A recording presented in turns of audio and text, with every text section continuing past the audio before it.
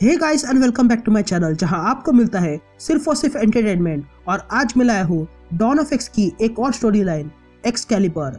वैसे तो ये स्टोरी काफी अलग है पिछले कई एक्सकैलिबर सीरीज से, और इसकी खास बात यह है कि ये सारी स्टोरीज जोनाथन हिकमैन की है जो कि काफी मजेदार है।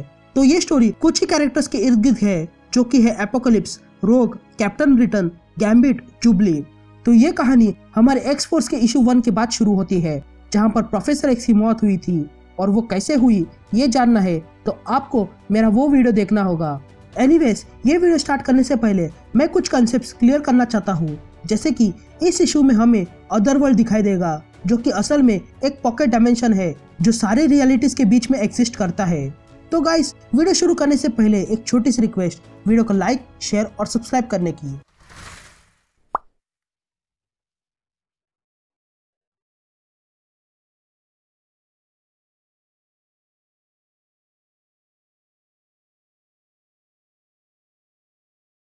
तो कहानी की शुरुआत में हम अदर वर्ल्ड देखते हैं जहां पर कैम्पलट नाम की रियासत पर अटैक हुआ था क्योंकि वहां पर किंग आर्थर पेंड्रैगन लापता थे। तभी वहां पर मॉर्गन ली फे आ जाती है और सर गैरिस को अपने साथ बुलाती है। तभी सर गैरिस मॉर्गन ली फे के पीछे पीछे आते हैं। तभी मॉर्गन सर गैरिस से कहती है कि अब रॉयल फैमिली यहाँ नहीं है तो तुम मुझे क्वीन रेजेंट बुला सकते हो या फिर क्वीन मॉर्गन ली फे। तभी मॉर्गन सर गैरिस को एक पुल के पास लाती है और कहती है कि उसे जवाब चाहिए, जिस पर सर गैरिस पूछता है कि सवाल क्या है। ये कहते ही वो उस पुल में झांकने लगता है और तभी उसका ध्यान उस कुएं के पानी की तरफ जाता है जो कुछ अजीब सा था। तभी मॉर्गन ली फे कहती है, हमारी रियासत पे जंग छिड़ी हुई है और मैं अपनी पूरी ताकत लगाकर इस रियासत को बचाने में लगी हूँ क्योंकि यहाँ रॉयल फैमिली भी नहीं है। तुम यहाँ के कमांडर हो, इसलिए मुझे मेरे जवाब ढूंढने में मदद करोगे और मुझे बताओ कि ये क्या है जो मेरे पुल में फैला हुआ है, जो इस पुल को दूषित कर रहा है। बताओ, क्या ये वीड है जो मेरे पुल में फैला हुआ है। ये कहते ही मॉर्गन ली फे सर गैरिस को उसी पुल में डुबाने लगती है। फिर सीन शिफ्ट होती है और हम ब्रैडॉक एकेडमी देखते हैं जहाँ पर बेट्सी ब्रैडॉक तैयार हो रही थी क्रकोआ जाने के लिए। तभी ब्रायन ब्रैडॉक जो कि कैप्टन ब्रिटन है वो बेट्सी से मिलने आता है जो पैकिंग कर रही थी। फिर बेट्सी वहां से निकलती है क्रकोआ जाने के लिए और रास्ते में ब्रायन से बात कर रही थी। तभी वो उसे गुड बाय करती है और पोर्टल के जरिए क्रकोआ पहुंच जाती है।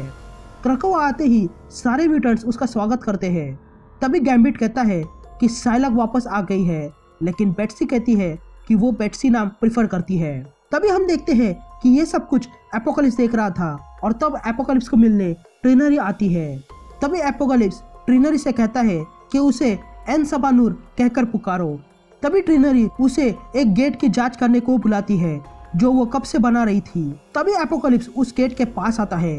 तभी ट्रिनरी कहती है कि साइफर और सेज ने इस पर घंटों तक डायग्नोस्टिक किए लेकिन कुछ नहीं पता चला क्योंकि कोई भी उस गेट के पार नहीं हो पा रहा था। तभी आगे ट्रिनरी कहती है कि उन्होंने जांच की ये गेट कहाँ खुलता है लेकिन वो जगह कहाँ पर है ये भी पता नहीं चल रहा है, जिस पर एपोकलिप्स कहता है वो इसलिए क्योंकि वो जगह एक अलग रियलिटी में है। क्या तुमने कभी अदरवर्ल्ड का नाम सुना है। तभी एपोकलिप्स ट्रिनरी को वो गेट दिखाता है और कहता है कि किसी ने इस गेट को दूसरी तरफ से बंद करके रखा है और इसीलिए हमें एक चैंपियन चाहिए जो उसे खोल सके। फिर सीन शिफ्ट होती है और हम एक जगह देखते हैं जहाँ पर कोवन सोलर ब्लैकहुड नाम की एक टीम दिखाई देती है जिसकी हाई प्रिस्टेस है मरियाना स्टर्न जो अपनी पावर्स का इस्तेमाल कर रही थी। लेकिन तभी उनके सामने मॉर्गन ली फे आ जाती है और कहती है कि उसकी पावर्स उसी पुल से मिलती है और इसीलिए वो उन सारे लोगों की पावर्स उनसे कुछ वक्त के लिए छीन रही है, जिस पर वो गैंग मॉर्गन को ऐसा ना करने की रिक्वेस्ट करती है लेकिन मॉर्गन मना कर देती है और कहती है कि आउटवर्ल्ड पे हमला हुआ है और इसीलिए वो किसी पर भी भरोसा नहीं कर सकती है क्योंकि जिस पुल से उसे पावर्स मिलती है वो पुल अब दूषित हो चुका है और आसपास उसके वीड बन चुका है, इसलिए वो सबकी पावर्स छीनने वाली है। यहाँ पर बेट्सी क्रकोआ में घूम रही थी कि तभी उसे वहाँ पर एग मिलता है जो फाइव्स का मेंबर है। तभी एग बेट्सी को बताता है कि बेट्सी के भाई को फाइव ने फिर से जिंदा किया है, इसलिए वो अपने भाई से मिलने जाती है और तब वो देखती है कि उसका भाई अभी भी अपनी आदतों से बाज नहीं आया है, इसलिए बेट्सी उसे सुधरने को कहती है और वहां से चली जाती है। तभी उसे वहां पर एपोकलिप्स मिलता है जो उसे साइलॉक नाम से बुलाता है, जिस पर बेट्सी कहती है कि उसे बेट्सी बुलाए, जिस पर एपोकलिप्स कहता है कि वो भी उसे एन सबानूर बुलाए। तभी एपोकलिप्स बेट्सी को एक गेट के सामने लाता है और कहता है कि क्रकोआ का गेट अदरवर्ल्ड के लिए खुला नहीं है, लेकिन हमें कुछ ऐसा मिल गया है जो इसे खोल सकता है। जिस पर बेट्सी कहती है कि क्या उसे कैप्टन ब्रिटेन का एमुलेट चाहिए, जिस पर एपोकलिप्स कहता है कि उसे एमुलेट नहीं बल्कि पूरा कैप्टन ब्रिटेन ही चाहिए, क्योंकि कैप्टन ब्रिटेन बिना वो एमुलेट के कुछ काम का नहीं है। जिस पर बेट्सी कैप्टन ब्रिटेन को लाने के लिए तैयार हो जाती है। फिर बेट्सी क्रकोआ गेट के जरिए अपने घर आती है और देखती है कि कैप्टन ब्रिटेन तैयार होकर निकलने वाला ही था। तभी कैप्टन ब्रिटेन बेट्सी को बताता है कि अदरवर्ल्ड से उसे बुलावा आया है, जिस पर बेट्सी कहती है कि उसे कुछ गड़बड़ लग रही है अदरवर्ल्ड्स के साथ, इसलिए एपोकलिप्स ने उसे भेजा है कैप्टन ब्रिटेन को लाने। तभी बेट्सी अपना सूट पहन लेती है और कैप्टन ब्रिटेन से कहती है कि वो भी उसके साथ अदरवर्ल्ड आएगी। तभी वो दोनों मिलकर अदरवर्ल्ड में टेलीपोर्ट हो जाते हैं। अदरवर्ल्ड में आते ही उनके सामने मॉर्गन ले फे आ जाती है, जो कैप्टन ब्रिटेन का गला पकड़ती है और कहती है कि तुम इस अदरवर्ल्ड के रखवाले हो और तुम आर्थर के लिए काम करते हो और अब मैं क्वीन हूँ, यानी कि तुम मेरे लिए काम करोगी। तभी मॉर्गन उसका गला छोड़ देती है और कहती है कि उसका पुल दूषित हो चुका है किसी विच ब्रीड के कारण। विच ब्रीड्स असल में उन म्यूटेंट्स को कहा जाता है जो विच या फिर शैतानों की वजह से जन्मे हो। तभी आगे मॉर्गन कहती है कि इसकी शुरुआत वो बेट्सी से करेगी और ये कहते ही मॉर्गन ले फे अपने शागिर्दों को ऑर्डर देती है कि वो बेट्सी को उसी पुल में डुबाकर मारे। यहाँ दूसरी तरफ रोक और गैम्बिट घूम रहे थे कि तभी उनसे मिलने ट्रिनरी आती है, जो उन्हें कहती है कि एपोकलिप्स उससे मिलना चाहता है। तभी ट्रिनरी उन दोनों को बताती है कि एपोकलिप्स एक गेट पे काम कर रहा है जो यहाँ से खुला है लेकिन दूसरी तरफ से नहीं, और लगता है कि ये गेट किंग आर्थर के कैसल से जुड़ा है। जिस पर एपोकलिप्स कहता है कि ट्रिनरी सही है, लेकिन मैं आशा करता हूँ कि वे लोग मुझसे पहले मिले होते। जिस पर रोक पूछती है कि कौन है वो, जिस पर एपोकलिप्स बेट्सी और कैप्टन ब्रिटेन का नाम बताता है। ये सुनते ही रोग हैरान रह जाती है और एपोकलिप्स से पूछती है कि क्या बेट्सी भी वहाँ पर है, जिस पर एपोकलिप्स कहता है कि उसे यकीन नहीं है, लेकिन वो वहाँ हो सकती है, लेकिन उसे वहाँ से लाने में बहुत खतरा है। तभी आगे एनसबानुर रोग से कहता है कि ये गेट किसी मैजिक पे चलता है और अगर तुम किसी तरह इस गेट को डैम्पर कर सकती हो तो काम बन जाएगा। तभी गैम्बिट रोग से कहता है कि ऐसा मत करो, लेकिन रोग ये काम करने के लिए तैयार हो जाती है और गैम्बिट से कहती है कि वो भी तैयार रहे। लेकिन तभी गैम्बिट रोग से कहता है कि जुबली कहाँ पर है, क्योंकि वो ही थी जिसने बेट्सी के साथ आखिरी बार बात की थी।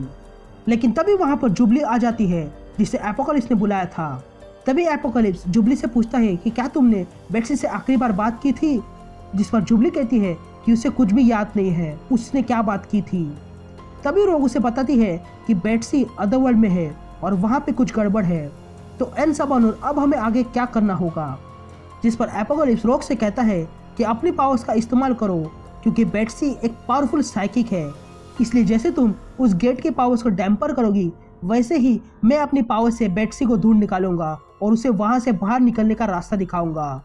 और जुबली आखिरी बार मिली थी और इसीलिए उसकी मदद से ही मैं बेट्सी तक पहुँच सकता हूँ और गैम्बिट यहाँ ही रहेगा। यहाँ बेट्सी और कैप्टन ब्रिटेन की मॉर्गन ले फे से एक जबरदस्त लड़ाई शुरू हो जाती है।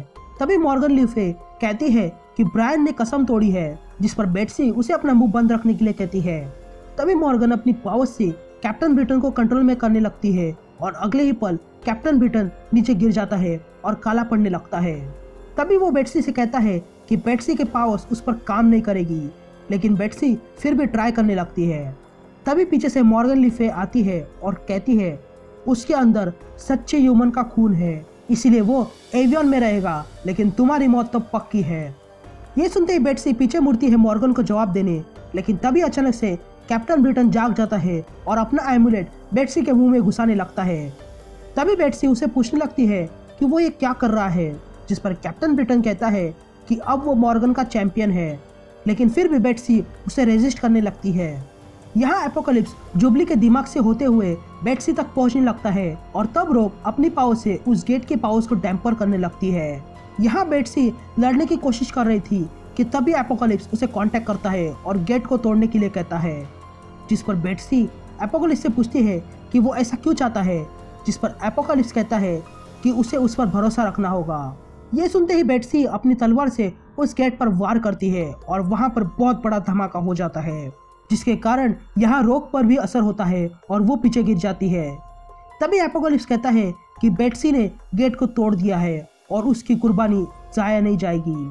तभी रोक कहती है कि उसे कुछ अजीब सा लग रहा है और ये कहते ही सब देखते हैं कि उस गेट के जरिए कुछ फ्लावर्स आ चुके थे। तभी रोक आगे बढ़ती है और तब वो फ्लावर्स उसे जुड़ जाते हैं और वो बेहोश हो जाती है। यहाँ मॉर्गन ली फे बेट्सी से कहती है कि गेट तो टूट गया है, यानी कि तुम अब यहाँ फंस गई हो हमेशा के लिए। तभी बेट्सी मॉर्गन पे अटैक करती है, लेकिन कैप्टन ब्रिटन उसे रोकता है और बेट्सी को दूर फेंकता है। तभी बेट्सी मॉर्गन से कहती है कि उसे अगर ये एमुलेट चाहिए तो ले ले, लेकिन तभी कैप्टन ब्रिटन बेट्सी से कहता है कि वो एमुलेट अपने पास रखे और इसका इस्तेमाल करके यहाँ से चली जाए। तभी बेट्सी वो एमुलेट पहन लेती है और वहाँ से टेलीपोर्ट हो जाती है और मॉर्गन वहाँ पर चिल्लाती रहती है। यहाँ रोक कोमा में चली गई थी और ये देखकर गैम्बिट को गुस्सा आता है और वो एपोकालिप्स पर अटैक करता है, लेकिन एपोकालिप्स उसे आसानी से रोक लेता है। तभी वे सब लोग पीछे मुड़ते हैं क्योंकि वहाँ पर कोई आया था और वो कोई और नहीं बेट्सी थी, जो अब कैप्टन ब्रिटन बन चुकी है और वो पूछती है कि रोक के साथ क्या हुआ है। यहाँ हम कोवन सोलर ब्लैकहुड नाम की टीम को देखते हैं, जिसकी प्रिस्टेस ने सारे साथियों को मार डाला है और उसने ये सब इसलिए किया ताकि वो भी मॉर्गन ली फे के शागिर्दों में शामिल हो सके। और इसी के साथ ये कहानी यही कंटिन्यू हो जाती है।